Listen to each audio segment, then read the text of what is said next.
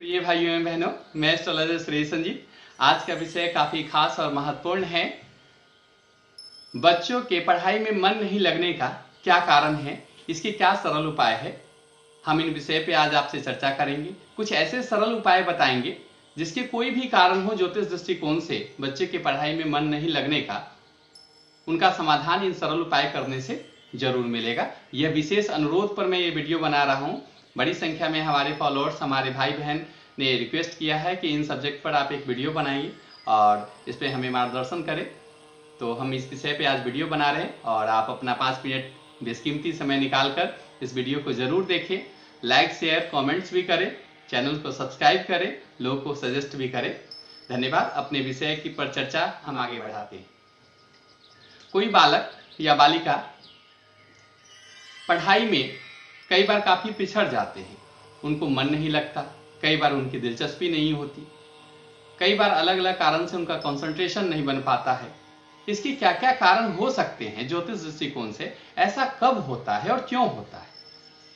इसके कई सारे कारण हैं। जैसे बच्चे के जन्म के प्रारंभिक वर्षों में, खास करके 5 वर्ष, 9 वर्ष, 12 वर्ष, 18 वर्ष, 19 वर्ष का जो फेज होता है, उसमें कई बार बालादिष्ट योग होता है,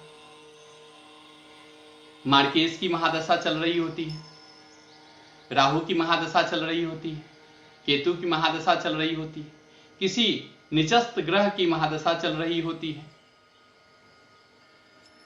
तो ऐसी स्थिति में बच्चे का पढ़ाई प्रभावित हो जाता है, उनकी पढ़ाई में रुचि नहीं होती। रुचि नहीं होने के कई सारे कारण हो सकते हैं, जैसे उनका मन का विचलित रहना, अशांत रहना, खुद को कंसंट्रेट नहीं कर पाना, साथ ही साथ स्वस्थ नहीं रहना, चिड़चिड़ा रहना, पढ़ाई में दिलचस्पी नहीं हो पाना। इन कारणों की वजह से बच्चे को पढ़ाई में रुचि खत्म हो जाती है, वो नहीं पढ़ पाते हैं।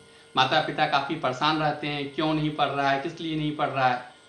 तो एक बार आप अपने बच्चे की कुंडली की जांच कराएं। अगर ऐसी स्थिति है तो बच्चे कंसंट्रेट नहीं कर पा रहे हैं, पढ़ नहीं पा रहे हैं, उनको मन नहीं लग रहा है, पढ़ने में रुचि नहीं है, तो एक बार कुंडली जांच कराएं कि कुंडली में क्या प्रॉब्लम है। अगर कुंडली नहीं जांच करवा पाते हैं, फिर भी हम कुछ कॉमन उपाय हम आपको सजेस्ट करते हैं जो हर किसी को फॉलो करना चाहिए। इसके कोई साइड इफेक्ट नहीं है, बहुत सरल उपाय है। इसका बेनिफिट निश्चित तौर पे बच्चों के मन मस्तिष्क पर काफी सकारात्मक पड़ता है।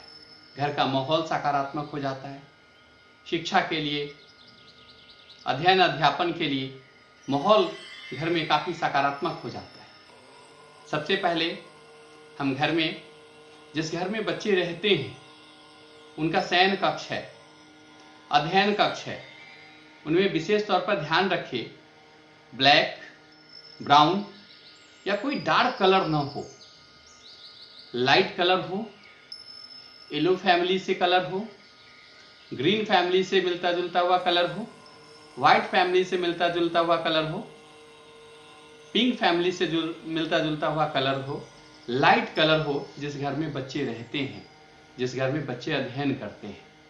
और बच्चे जो शयन करते हैं तो उनका सर पूरब दिशा में हो, यह सुनिश्चित करें। उनका बेड इस तरीके से लगे कि उनका सर पूरब दिशा में हो। किसी कारणवश ऐसा नहीं हो सकता, बहुत मुश्किल है, खास करके शहरी क्षेत्र में कई बार ऐसी स्थिति उत्पन्न हो जाती है।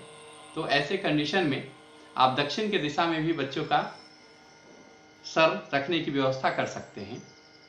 साथ ही साथ बच्चे जिस कमरे में रहते हैं, पढ़ते हैं, सोते हैं, उसमें हवा का प्रवेश और निकास होनी चाहिए। सूरज की किरणें संभव हो सके तो ये सुनिश्चित करें कि सूरज की किरणें भी बच्चे के कमरे में जरूर आए, या उनके कमरे के पास में भी, बालकोनी में भी अगर सूरज की रोशनी आती है तो विंडो खोल के रखते हैं तो काफ़ी सकारात्मक ऊर्जा, एनर्जी का प्रवेश होता है बच्चे के कमरे में। इससे काफ़ी बच्चों के व्यवहार, स्वभाव, आत्मबल, मानसिक स्थिति पर सकारात्मक प्रभाव पड़ता है। साथ ही साथ प्रतिदिन 5 बार गायत्री मंत्र की जाप मिनिमम, 5 बार महामृत्युंजय मंत्र की जाप मिनिमम। अगर आपके बच्चे बड़े हैं तो उनसे करवाने की आदत डलवाइए। अगर बच्चे छोटे हैं तो उनके कमरे में गायत्री मंत्र महामृत्युंजय मंत्र, माँ सरस्वती की वंदना, गणेश जी की वंदना प्रतिदिन नियमित तौर पे बच्चे जब पढ़ने बैठते हैं उससे पहले आधा घंटा पहले इनको चला दीजिए। बच्चे की मंत्रों की ध्वनि उनके कान में पड़ेंगे और जिस कमरे में बैठ के वो अध्ययन कर रहे हैं उस कमरे की वातावरण भी काफ़ी सकारात्मक और पॉजिटिव हो जाएंगे, जिससे बच्चे के पढ़ने में काफ़ी मन लगेगा। स्टडी टेबल पर बैठ के पढ़ते हैं, उनके सामने माँ सरस्वती की एक प्रतिमा हो या गणेश जी की प्रतिमा हो। कोशिश करिए बच्चे जिस बेड पर सोते हैं अध्ययन न करें, जिस टेबल पे खाना खाते हैं उस पे अध्ययन की व्यवस्था न करें। ऐसी आलस से बचें। कोशिश करें कि पढ़ने का एक स्थान हो, वो एक अलग टेबल हो, स्टडी टेबल हो, उस पर बैठे। अगर नहीं हो तो आप नीचे फर्श को भी क्लीन करके उस पर गद्दा बिछाकर बच्चे को बैठाकर पढ़ा सकते हैं। इनसे बच्चों के शिक्षा पर बहुत सकारात्मक प्रभाव पड़ता है। बच्चों का बायोलॉजिकल क्लॉक नहीं बिगड़े, यह सुनिश्चित करिए कि वो समय पर रात में निश्चित तौर पे सो जाएं और समय से वो उठ जाए। और एक बात का ध्यान रखिएगा, बच्चे को जो कहते हैं वो नहीं करेंगे, आप जो करेंगे वो बच्चे जरूर करेंगे। इसलिए केवल ऐसा ना करिए कि आप 3-4 बजे रात तक आप अपना फोन चलाइए और बच्चे को सोने के लिए कहिए 12 बजे, तो ये संभव नहीं है, यह बहुत मुश्किल होगा। तो कोशिश करिए कि अपना टाइम शेड्यूल ऐसा मेंटेन करें कि बच्चे का बायोलॉजिकल क्लॉक न बिगड़े, समय पर सो और समय पर जागे। भोजन में, आहार में भी यही है प्रक्रिया कि आप जो भोजन ग्रहण करेंगे बच्चे को भी उस भोजन में सामान्यतः दिलचस्पी रहती है। अगर आप नहीं फल खाएंगे और बच्चों को से उम्मीद करेंगे बच्चे फल खाएं तो ऐसा मुश्किल होता है बहुत। बच्चे उन चीज़ों को ज़्यादा फॉलो करते हैं जो उनके घर में माता पिता, बड़े भाई बहन जो करते हैं उनको बच्चे फॉलो करते हैं। इसलिए यह सुनिश्चित करें कि सब लोग फल खाएं और खास करके बच्चों के लिए लाल फल, पीला फल और हरी सब्जी, व्हाइट, शुक्र और चंद्रमा का घोतक होता है दूध दही, जो अनिवार्य रूप से मस्तिष्क को तेज और तीक्ष्ण करने के लिए दूध दही का सेवन करना चाहिए। सामान्यतः साइंटिफिक दृष्टिकोण से भी कैल्शियम को स्मृति बढ़ाने वाला, प्रोटीन को स्मृति बढ़ाने वाला मिनरल कहा गया है, मल्टीविटामिन को स्मृति को तेज करने वाला कहा गया है। लाल और पीला फल विशेष तौर पे सूर्य, मंगल, बृहस्पति का प्रतिनिधित्व करते हैं। हरा फल, हरा सब्जी विशेष तौर पे आपके बुध का प्रतिनिधित्व करता है। जो विद्या के कारक ग्रह हैं सूर्य, बुध, चंद्रमा, सूर्य, गुरु, तो इनके जो प्रिय भोज्य पदार्थ है इन ग्रह दशा के अनुरूप, तो ऐसे भोजन के ग्रहण करने से भी बच्चों के स्मृति पर काफी सकारात्मक प्रभाव पड़ता है। साथ ही साथ बच्चे की आदत में डालिए, हर हाल में सुनिश्चित करिए कि वो प्रतिदिन नियमित तौर पे संभव हो सके। अगर माता पिता साथ रहते हैं तो माता पिता का चरण स्पर्श करें और माता पिता पूरे श्रद्धा भाव से उनको आशीर्वाद प्रदान करें। माता पिता को एक विशेष स्थान दिया गया है। सूर्य के प्रतिनिधि पिता को कहा गया है, चंद्रमा के प्रतिनिधि माता को कहा गया है। तो सूर्य और चंद्रमा जब अनुकूल होते हैं और माता पिता के चरण स्पर्श करने से सूर्य और चंद्रमा अनुकूल होते हैं।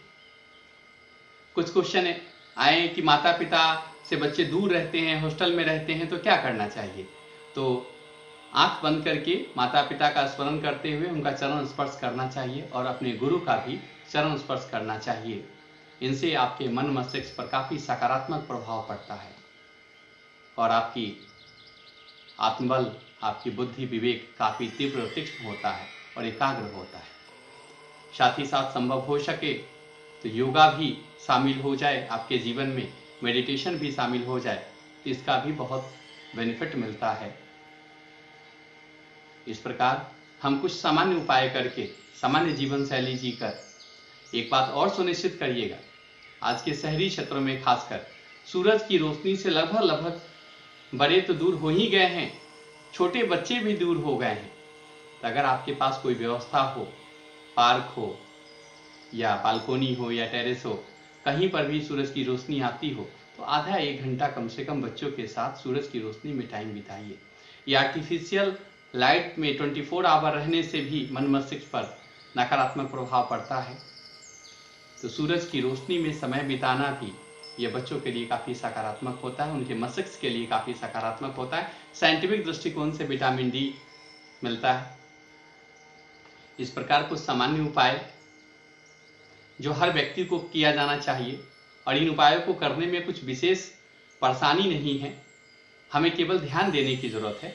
अगर हम इन उपायों को करते हैं तो निश्चित तौर पे आप देखेंगे 1.25 महीना भी कंटिन्यू अगर करते हैं तो बच्चे के जीवन में एक सकारात्मक परिवर्तन होते हुए आप निश्चित तौर पे महसूस करेंगे। तो इन उपायों को करिए और लगातार करिए, इनसे आपके बच्चों के जीवन में सकारात्मक प्रभाव देखने को मिलेगा। उन्हें अध्ययन में रुचि बढ़ेगी, वह स्वस्थ रहेंगे, निरोग रहेंगे, प्रसन्नचित रहेंगे, खुश रहेंगे, घर का वातावरण भी काफ़ी सकारात्मक होगा। आज इतना ही, धन्यवाद। हम अगले वीडियो में आपसे फिर जल्दी मिलते हैं नए टॉपिक के साथ। धन्यवाद, नमस्कार।